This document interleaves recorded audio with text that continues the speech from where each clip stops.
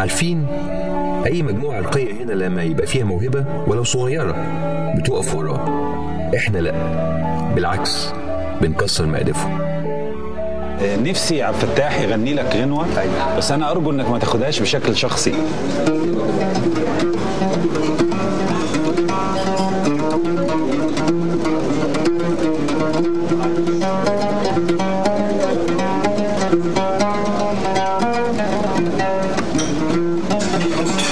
يا ابن المتلونة ما تغور من وشنا، يا ابن المتلونة ما تغور من وشنا، كرهن خلقة جنابك وجودك وسطنا، يا ابن المتلونة يا ابن المتلونة يا ابن المتلونة ما تغور من وشنا، يا ابن المتلونة ما تغور من وشنا، كرهن خلقة جنابك وجودك وسطنا، يا ابن المتلونة يا ابن المتلونة.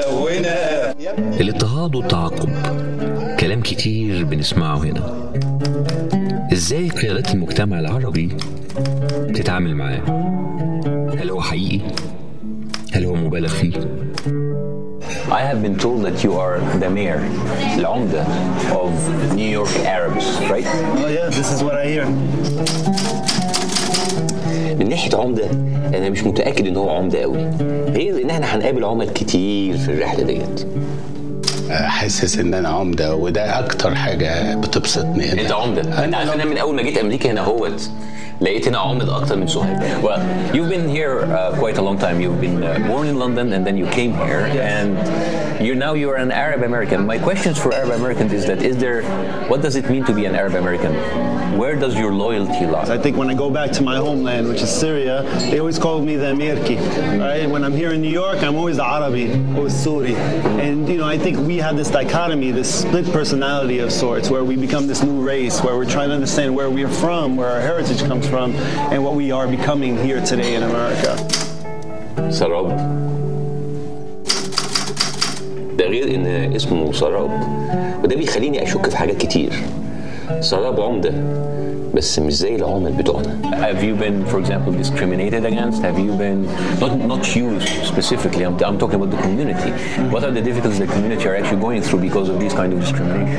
Well, I think we have personally and collectively as a community we have been discriminated against. Even 2 weeks ago, I'll tell you a story. We were talking to one of our students who wears the veil, and she told me for job applicants, her advisor told her to take off her veil if she wanted to get a job in New York. العربي بس بيفكروني هناك اني انا اجنبيه مثلا امريكيه، يوم بيجي هون بيفكروني انا عربيه، يعني في كثير حزاز يعني بالنسبه لشخصيتنا، يعني بالنسبه لي، يعني بالنسبه لشخصيتي الفلسطينيه كثير مهمه بالنسبه لي. فانت اللي هنا بيشك فيك وفي ولائك، واللي هناك بيشك فيك وفي ولائك. I think that Arab identity is a complex identity too, because we also come from all these different nations. So we have national identities at the same time that we have an Arab identity, and sometimes those two things can also contradict each other. بس الناس اللي هان الامريكان بيشوفوا واحد بحجم بيفكرونا جايين امبارح بالبلاد، يعني صعب شوي لسه يعني ان الناس الامريكان يتاقلموا للناس اللي زينا. Where you apply for a job, for example, you see your name Sarab al-Shishakli, Sarab Ahmed al-Shishakli, and there's no way your resume will stay at the top. It'll go to the bottom. Right? That's more subtle. I don't see that, but I know it's happening. تصور بقى ان امريكا فيها عدد مسلمين قد دول الخليج كلها. In this country we have a problem where the Americans define who we are as Arabs, and for once we want to define our story, tell our history, tell our story about who we are as a people. And we hold every year, for example, the Arab American Festival, which is we take over a long block, we put up all the Arab flags, we have about 40 vendors, we have cultural shows all night. We define who we are as a people for the general public to see, rather than have them tell us who we are, rather and perpetuate that in the media. بعد احداث مثلا 11 سبتمبر وقبلها، انت كمهاجر من بلاد عربيه وبلاد مسلمين وكده بقيت بين شقي الراحه.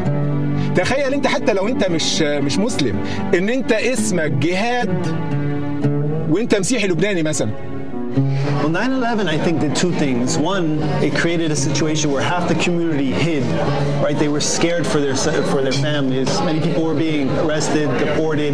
Many people were put away, in a sense.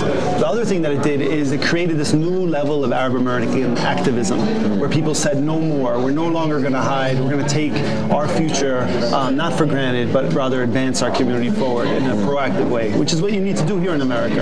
Nobody gives you anything for free here in America. You got to go out and take it. And the Arab community has been here over 150 years, and the Muslim community in the United States is older than the United States itself, because you had people who came here when the United States was still a colony of Britain, and they were Muslim slaves from Africa. في القرن التاسع عشر كان في بلدتين في أمريكا اسمهم محمد. As the Arab community here, like I always feel that we are always left behind. We're always two steps behind other communities. Sure. Why do we don't have a strong lobby like other lobbies from other ethnicities? But we've been only working at this for like 20, 30 years, first of all. Other communities... That's a long time. That's a long time for me and you, Yani. That's why we get some gray hairs in our beards. But for the communities that have been here for 100 years, 150 years, they've had a head start. They've been working for a long time to advance their causes. Every immigrant community, when they come here, what they do is they fight for their rights. And then when the next community comes, they put the other one back. So we're at the long end of that line. We've been fighting for 20, 30 years and only now have been starting to make an impact. البلد دي عاملة زي ايه؟ عاملة زي واحد عضلات كبير قوي. تمام. وكل شوية ياخد حقنة ايه؟ مقويات. تمام. حقنة المقويات دي هي المهاجرين اللي بيخشوا أمريكا. There are attempts to try to have more internship programs in Washington. There are attempts to sort of integrate more fully into the system. And yet, every attempt that's made to try to integrate into the system is seen by the right wing as somehow a Muslim takeover of the United States these days.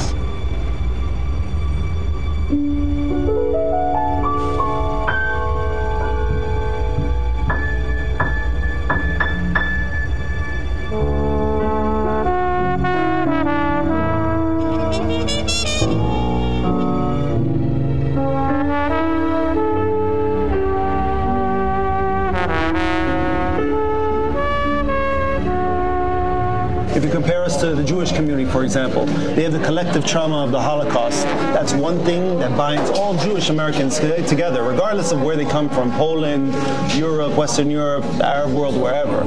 Arab, we all have our own individual experiences. But we have the language, we have religion. Yeah. I have two religions, basically, Muslim and Islam and Christianity. Yeah, like, that's true. We have actually more stuff to actually bind us together. Yeah, we have a lot of things that bind us together, but we also have a lot of baggage that keeps us apart. In New York City, for example, Egyptians are stereotyped and known to basically drive a lot of the taxis, for example. على فكرة سواقة التاكسي حرية واختيار ما هياش مجرد إجبار. Now every single one of them is either a doctor, an architect, or an engineer. بس أنت كنت محامي بالنقد جيت هنا واشتغلت. أنا لازلت محامي. Now we know that they have these degrees and they study and they came over here, and it's a challenge connecting what their education is to the realities of economic opportunity here. هي مش سهلة. هي العملية صعبة جدا إن أنت تيجي من بلدك بالطريقة اللي أنت اتربيت بيها بالمعاملة اللي أنت اتعاملت بيها وبعدين مرة واحدة تبص تلاقي نفسك في نظام تاني مختلف تماما عن النظام اللي أنت نشأت عليه. أنت فكرنا هناك ده لازم تروح مدرسة ولازم تاخد كلاسز ولازم تعرف ازاي تقرا الخريطة علشان تقدر تشتغل وتطلع الرخصة دي. فعشان ان انت تقدر تتعامل مع المجتمع الجديد اللي انت داخل فيه لازم تفهم. كل اللي بيشيلوا بضاعة من المخزن يحطوه على الرفوف بتاع محلات البقالة ومحلات الجروسري. ما هي دي عمالة. كل عامل الورد اللي واقف قدام محل بقالة وبينسق الورد كل يوم. ما دي عمالة رخيصة لأنها جاية غير إيه؟ شرعية. I think one of the interesting things that's also happened after 9/11 is that the American Muslim community and the American Arab community have matured. They've grown in their approach to how to talk to American people, and they've also taken on issues that are more about what life is like here. Before 9/11, their issues were primarily focused on what happens over in the Arab world. معظم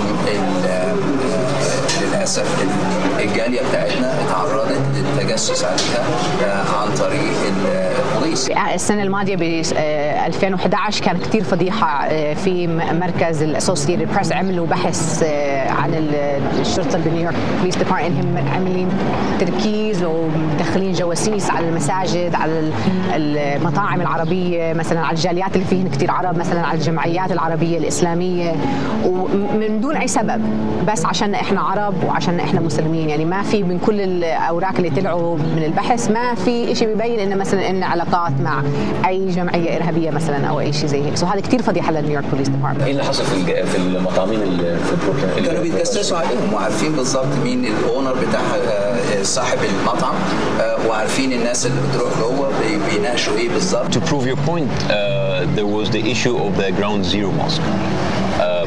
Who stood with us and who stood against us in this? That was very interesting, actually, to watch that, because you had the people who were against us were the typical people that we've seen before. We have a lot of right-wing activists from around the country mobilizing, but the people who are in favor of the mosque were not only the Muslim community, was not only the Arab community, was not only the larger religious communities, but also included Mayor Bloomberg. He came out very, very strongly. He and the governor of New Jersey, also Chris Christie, both came out in support of the mosque because they saw it as essentially a freedom of religion issue. فاكرين لما كنا اتكلمنا على كاميرات المراقبه جوه المساجد زي كاميرات امن الدوله كده، احنا لقينا واحد بقى مركب كاميرا في دماغه عراقي، قلنا نروح نشوفه.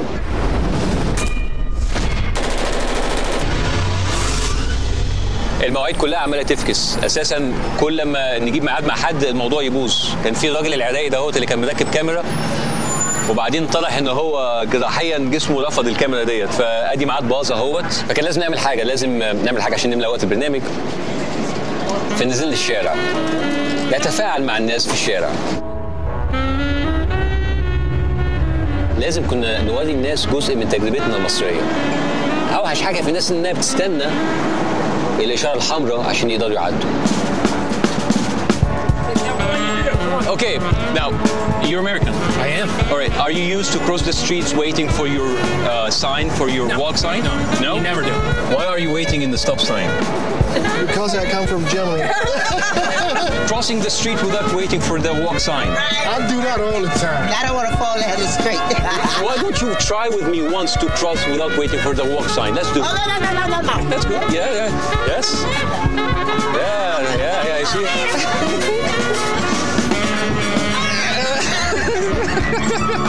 Would you like to join the Egyptian experience, actually crossing without waiting? Yeah, let's do that. All right, come on. All right, go. That's good. Let's go.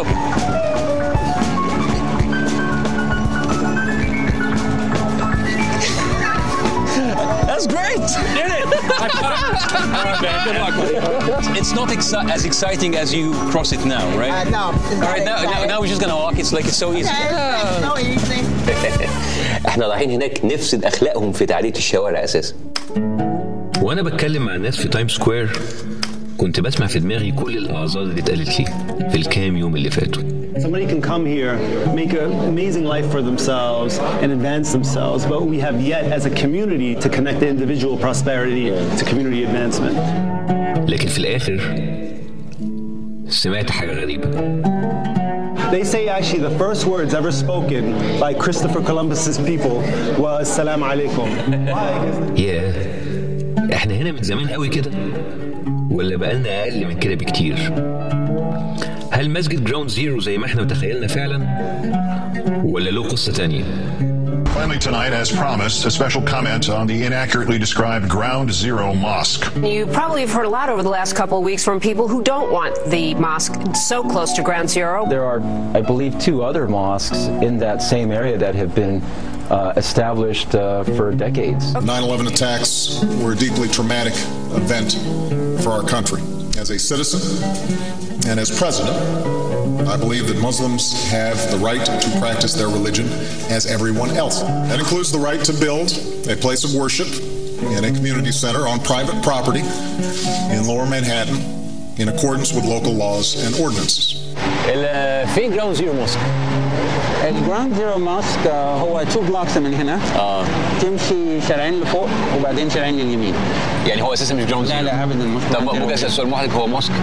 لا هو مصلى تحت الارض ومركز اسلامي فوق الارض. It's not even a mosque. Where is it and what is it? It's about 2 blocks away. The plan is for it to be essentially a cultural center.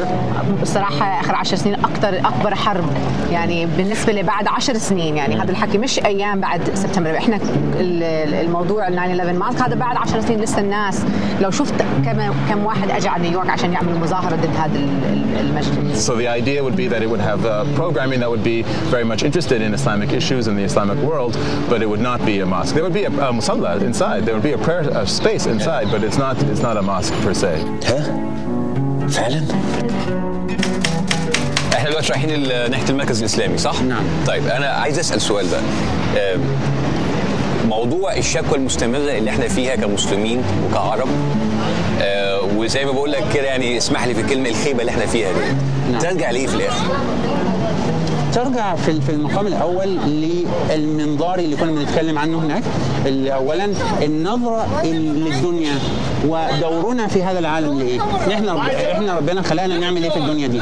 ومسؤوليتنا تجاه المجتمع هي ايه؟ بغض النظر ربنا حطنا فين.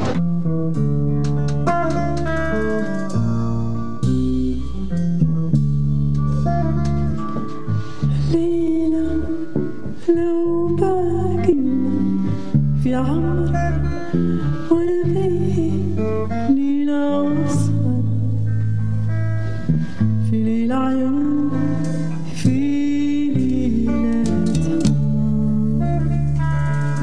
في ليلة لو باقي في عمر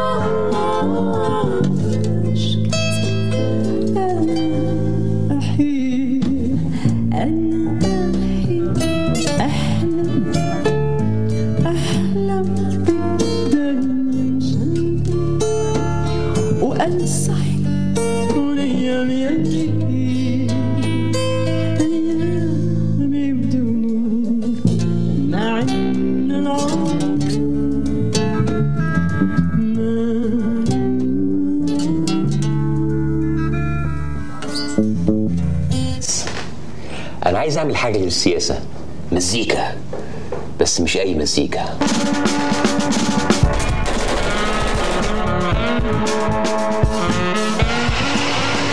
يا عم انت عمال تقول لي المصريين هم اللي سايقين كل التكاسي هنا اهوت، انا مش شايف ولا واحد راضي يقف لنا من الاول. المشكله فيك انت يا عم، انت اللي مش عارف تختار التاكسي اللي يعبر عن شخصيتك.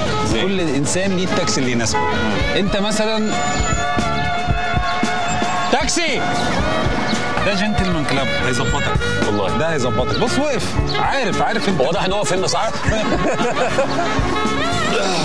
بسم الله الرحمن الرحيم. تايم سكوير بليز. هو انتوا خربتوها هناك وجايين تخربوها هنا كمان؟ اهلا.